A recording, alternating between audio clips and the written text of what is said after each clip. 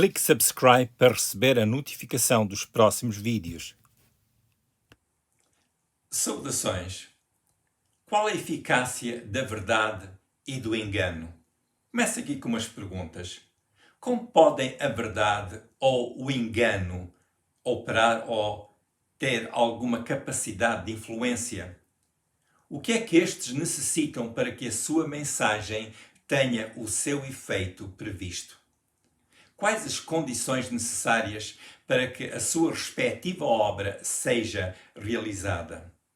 Este assunto é debatido há tantos séculos. Não vou aqui acrescentar a este debate filosófico, mas desejo refletir em alguns aspectos que nos ajudarão a entender a importância da verdade ser um alicerce que possa sustentar a vitória na vida da pessoa que crê. O engano existe, porém nunca terá a sua influência ou o seu efeito se não for aceite. Se não mexerem com o engano, se a desverdade não for entretida, estes ficam sem a oportunidade de fazer o seu estrago. O engano gosta de atrair a si a atenção e a desverdade quer sempre ser ouvida, porque é por este meio que poderão ou fazer penetrar as suas raízes e instalar e multiplicar os seus efeitos. A verdade, por seu lado, existe. Porém, nunca será causa de libertação a não ser que seja aceite. A verdade só pode ter o seu efeito se lhe for dada a atenção, se ela for ouvida. A verdade só pode manifestar o seu poder aonde lhe for dada a plataforma de operação. O apóstolo Paulo explicou que estar em Cristo não é uma questão de imagem, mas sim aonde devemos estar para que o poder da verdade seja manifesto. Vejamos o seguinte versículo em 2 Coríntios, capítulo 13, versículo 8. Porque nada podemos contra a verdade, senão pela verdade. O princípio é que o poder para fazer algo no sentido de que Paulo está a comentar, esse poder existe na verdade, ou só existe na verdade. Considerando o contexto onde Paulo fala sobre o poder de Deus para viver, vimos que este poder opera no meio ou por meio da verdade. No ambiente onde o pecado insiste em ser a força de influência e que por isso a sua inspiração manifesta-se em várias formas e nos mais diversos contextos, seja social, familiar, nas amizades e até em questões de fé, é de vital importância que a verdade esteja sempre na plataforma de toda a operação. O poder para a edificação, o poder para a real liberdade, que é a liberdade que Deus nos dá mediante a redenção efetuada por Jesus, é o poder que emana da verdade. Em 2 Coríntios, capítulo 13, versículo 3, Paulo fala sobre a prova de Cristo, ou que Cristo falava nele e que Cristo era poderoso entre os cristãos na cidade de Coríntio. É como se Paulo estivesse a dizer que o ministério em Jesus é eficaz, porque ao vivermos pelo poder de Deus, como ele nos mostra no versículo 4, o poder da verdade é manifesto no que fazemos, como nos indica o versículo 8. Como vimos nestes versículos em 2 Coríntios capítulo 13, a verdade deve fazer parte do nosso discurso e dos nossos atos para que o seu poder seja manifesto. A verdade é o alicerce que dá permanência à vitória na vida. Como é que a verdade nos assiste quando o desapontamento e as aflições ganham assento? Pergunta: a verdade é o instrumento de Deus para libertar e para ensinar a viver como liberto? Ou a verdade é o tipo de investimento que se faz para dali serem extraídos os recursos que possam ser úteis no dia da adversidade? A verdade não pode ser como uma super-arma ou uma arma secreta que usamos para combater os vilões da dúvida, do desânimo, do abatimento ou do infortúnio. A verdade é a revelação de Deus e tem como alvo libertar a pessoa que a ouve e aceita. O que significa esta liberdade de que Jesus falou em João capítulo 8, versículos 32 e 36, que passo a ler. E conhecereis a verdade, e a verdade vos libertará. Se, pois, o Filho vos libertar, verdadeiramente sereis livres. A expressão libertar, neste contexto bíblico, implica não estar mais restrito ou debaixo de alguma obrigação, como era o caso do escravo. Ao falar sobre a liberdade, Jesus estava a falar com os seus ouvintes sobre como não serem mais servos do pecado, antes serem pessoas livres e de permanecerem na casa do Pai. Permanecer na casa do Pai é viver com Deus Pai e viver sob a sua cobertura. Vejamos o que Jesus disse em João capítulo 8. Respondeu-lhe Jesus: em verdade vos digo que todo aquele que comete pecado é servo do pecado. Ora, o servo não fica para sempre em casa, o filho fica para sempre. Se, pois, o Filho vos libertar, verdadeiramente sereis livres. A verdade é a revelação de Deus, destinada a estar com todo o que a procura conhecer através de Jesus. Esta verdade está revestida com o poder da revelação de Deus e tem como alvo levar a todos os que aceitam a conhecer mais a Deus e o que Deus tem dado ao ser humano através de Jesus. Esta mesma verdade tem o poder de transformar a compreensão daquela pessoa que crê, de forma que deixa de se ver não mais como escravo, ou deixa de se compreender a si próprio como escrava do pecado, mas antes como pessoa livre em Jesus. E não só, aquele que crê na verdade tem o estatuto de filho e por isso fica na casa do Pai. Esta liberdade de que Jesus falou não é só uma forma de título, mas é um estado de verdadeira liberdade. A pessoa liberta por Jesus não estará mais amarrada pelo pecado e pelos efeitos da superstição. Antes, a pessoa estará livre para realizar a sua identidade e ministério em Jesus. Isto é, para crescer e amadurecer em Jesus. Para, pela verdade, desenvolver e cumprir os seus propósitos em Jesus. Ou seja, quem ouve e segue Jesus, essa pessoa estará numa qualidade de vida em que a verdade vai operando a cada dia. E o efeito da operação constante da verdade é produzir na pessoa o conhecimento para que ela possa realizar os propósitos que lhe foram proporcionados por Deus, o nosso Criador. Consideremos a situação em que uma crença tradicional não condiz com a verdade. Geralmente as pessoas creem no espiritual ou nos princípios da fé na base do que lhes foi ensinado. Estes ensinos geralmente são a base para a tradição de fé que o indivíduo segue. Neste aspecto, a tradição constitui a estrutura da crença da pessoa ou da doutrina que a pessoa observa. Neste âmbito, podemos dizer que a pessoa interpreta a razão da sua vida segundo o que acredita. A pessoa administra ou dá rumo à sua vida na base do que acredita. Mas o que fazer quando a estrutura da fé ou a doutrina em que se tem acreditado não consegue dar resposta aos desafios que se apresentem?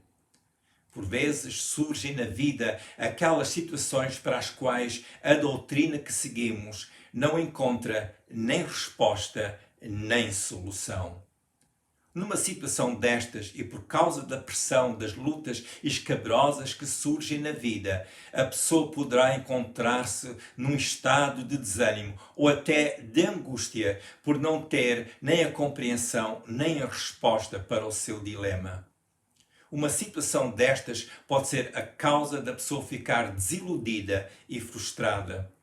Quando alguém se sente sem recursos para superar os seus desafios, a probabilidade de se acentuar o desapontamento torna-se uma realidade inegável.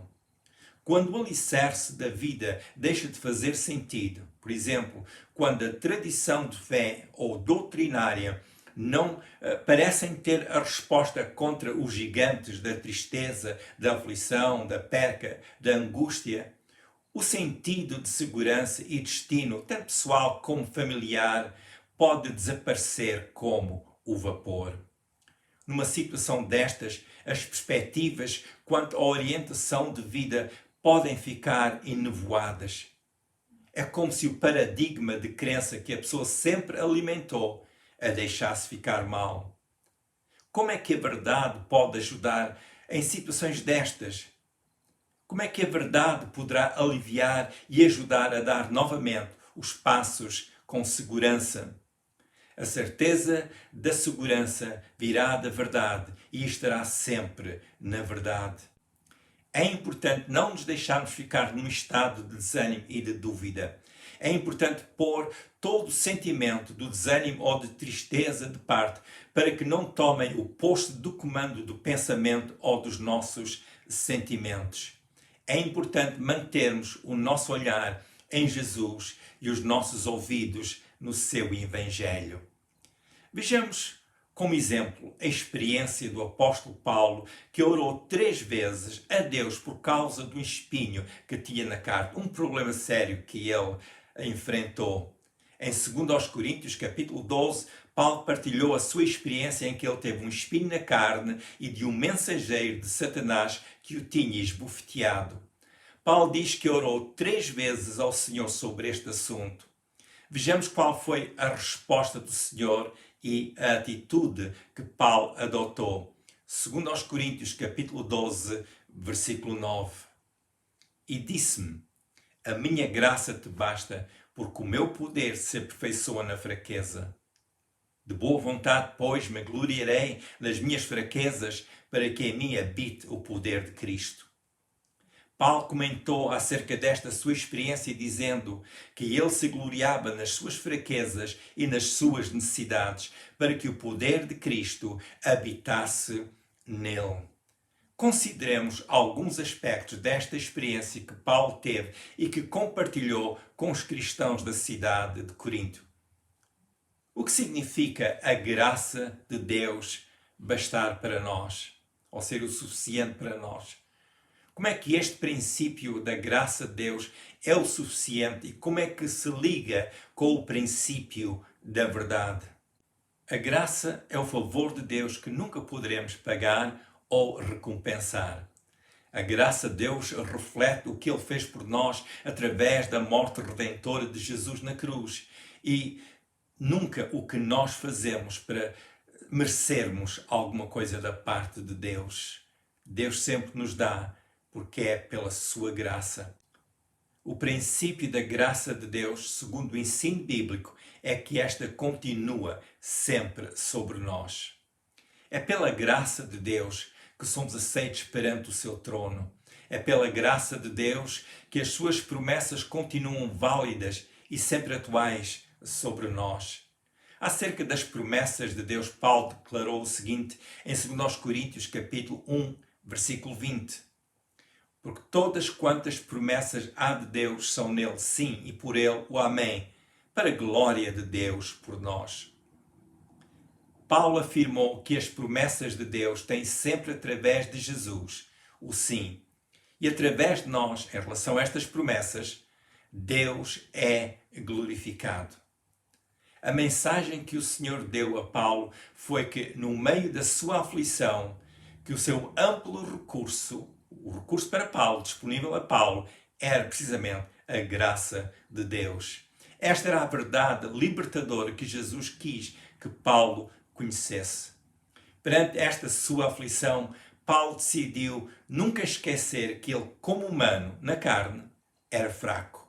Sem o poder de Deus a operar nele, nada do que Paulo fizesse seria de grande significado.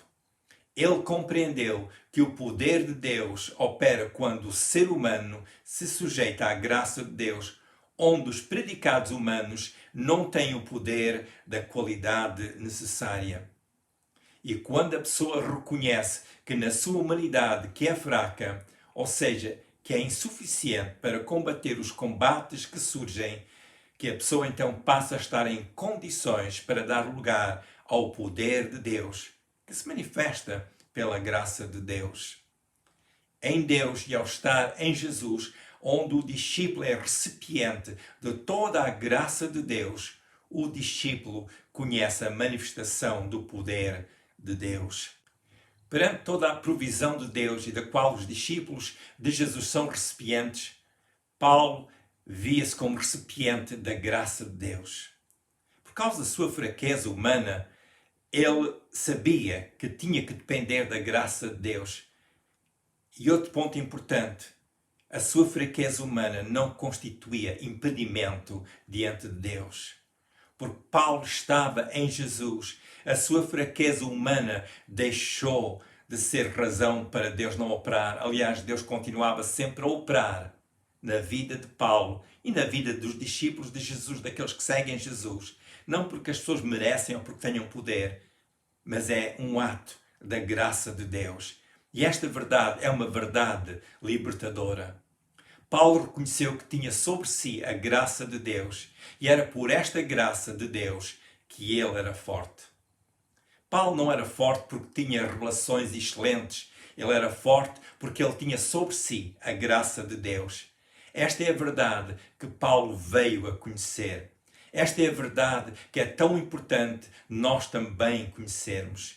Foi por esta mesma verdade da graça de Deus que Paulo passou a viver em liberdade.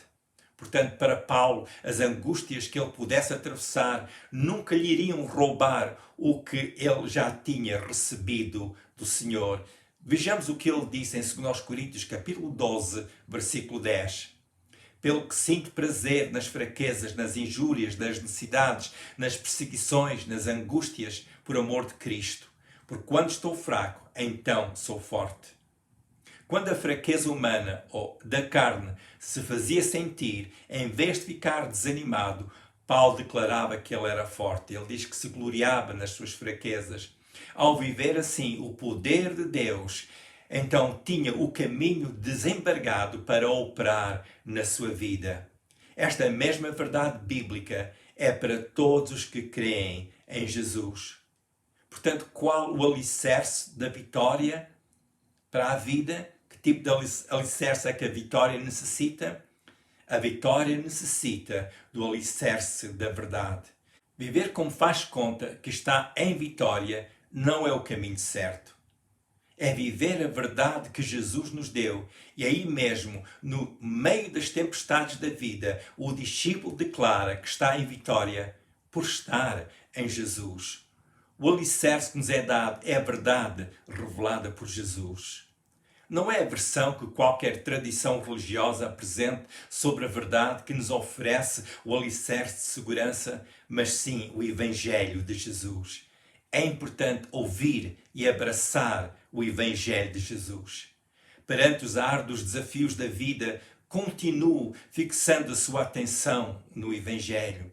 Perante o desânimo e as angústias, mantenha o seu coração na verdade de que em Jesus estamos libertos e continuamos na liberdade. As aflições fazem-nos sentir a nossa própria fraqueza humana. Reconhecer diante de Deus que somos fracos é bom, pois é também a oportunidade de dar ao poder de Deus a liberdade que necessita de se manifestar e operar. Aceitemos as promessas de Deus, procurando sempre crescer no conhecimento de Deus que Ele nos deu através das suas promessas, que são cumpridas, porque Jesus deu já a sua vida em redenção por cada um de nós. O salmista orava a Deus dizendo o seguinte, no Salmo 25, versículo 5. Guia-me na tua verdade e ensina-me, pois tu és o Deus da minha salvação. Por ti estou esperando todo dia. Que esta seja a nossa oração a Deus a cada dia. Ao aceitarmos a verdade de Deus e os seus ensinos, a salvação será a resposta à nossa oração, ela também virá. Leia um pouco da Bíblia todos os dias. Fale com Deus todos os dias, sempre em nome de Jesus. E logo que possa, frequente uma igreja para aprender mais sobre como ser discípulo de Jesus. Que a bênção de Deus continue ampla sobre si. Se quiser ver os vídeos anteriores, vá ao YouTube, ao canal com o meu nome, Manny Bessa.